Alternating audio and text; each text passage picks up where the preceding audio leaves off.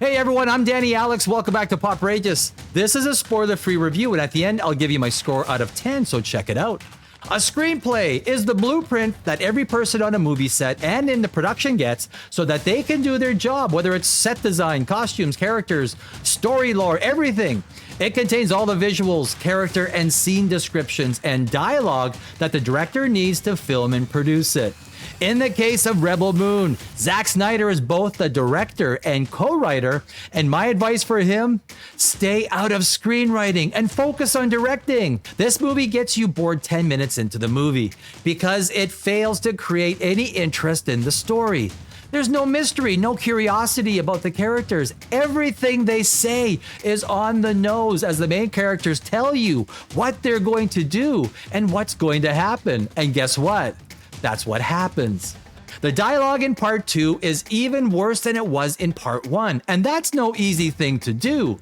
The Scargiver is a sloppy mess of on-the-nose, uninspired dialogue that tries to use a formal style of speaking that fits about as well as a size 12 foot into a size 6 shoe. When a character speaks, it comes across as stale and artificial. It does not feel natural when they open their mouth. It's forced dialogue written in a clumsy style that ends up sounding nothing like an actual human being. Every character in a movie has to have their own way of speaking, and it's one of the most difficult things for a screenwriter to do, to write distinct individual voices so that the character comes off sounding human. The Scargiver is basically a 2-act movie, with the first hour being a 60-minute snooze fest that could easily be edited down to 10 minutes. We spend a big part of that time watching the farmers of Veldt farm, which is what any great sci-fi movie should do, right? Focus on farming. It's another ridiculous part of the whole Rebel Moon story. Grain? The Imperium is obsessed with this one small village on a giant moon, and it's grain that motivates the Imperium to do what they do? A few square miles and a village of 50 people? Imagine that if Dune, it was grain they fought for on Arrakis instead of the powerful substance called spice that basically allowed civilizations to travel through space. Zack Snyder could have had this village mining some sort of powerful and rare alloy that produced massive amounts of energy to power spacecraft, or a substance that had longevity producing effects. Anything. A screenwriter is limited only by their imagination, and Zack Snyder chose grain as the motivation for his entire story to happen. Grain is about as sci-fi as a pick and shovel. Imagine if the original Star Wars trilogy had grain at the center of its story. Rebels, give me all of your grain. Our 6 musketeers receive symbolic gifts from Sam so that the movie can waste 10 minutes for a cliche-drenched scene that reintroduces each character. And if that isn't boring enough, we then get a table talk scene where each of the 6 characters goes into a 3 or 4 minute exposition dump about what the Imperium has done to ruin their lives. This is how Zack Snyder sets up his character motivations. He has the characters tell you what they are. You might as well just be listening to an audiobook. Have you heard of the term watch a movie? Well, The Scargiver is more like listening to a movie. The entire first hour has virtually no relevance and could easily be told in a matter of minutes. I guarantee you that if Zack Snyder put this screenplay into any film festival competition anywhere in the world, it would come dead last. As a screenwriter, I'm in complete shock that a script in this condition could even get made. How does this get through the script checkers at Netflix? Most of the characters in Rebel Moon actually serve no purpose. Nemesis has no reason to be there except to mimic the Star Wars lightsaber fighting and to add a diverse female. She dies, having done nothing to impact the story. What purpose did she serve? Did you see Robot Jimmy kick the ass of those Imperium troops?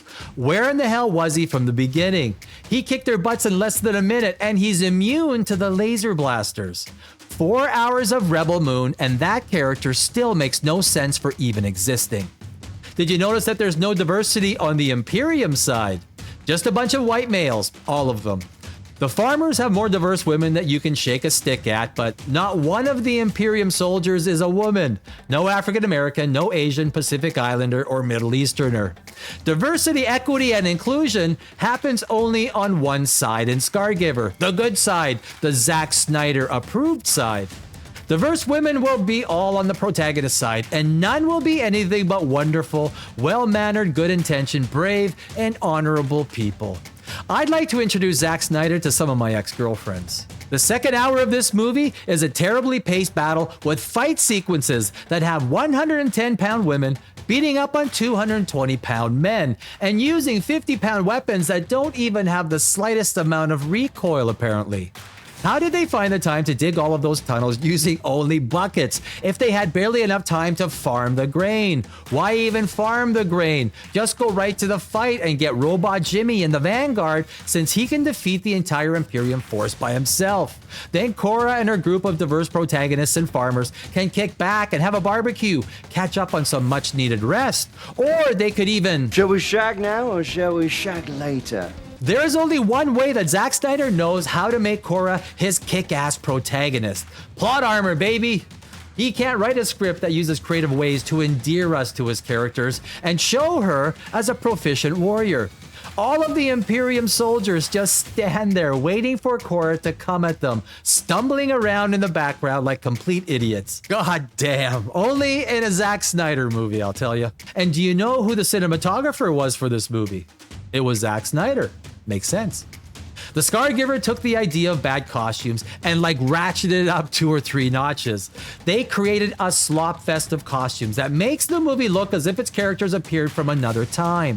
A bad script will make bad actors out of the entire cast, and this is exactly what happens in Scargiver.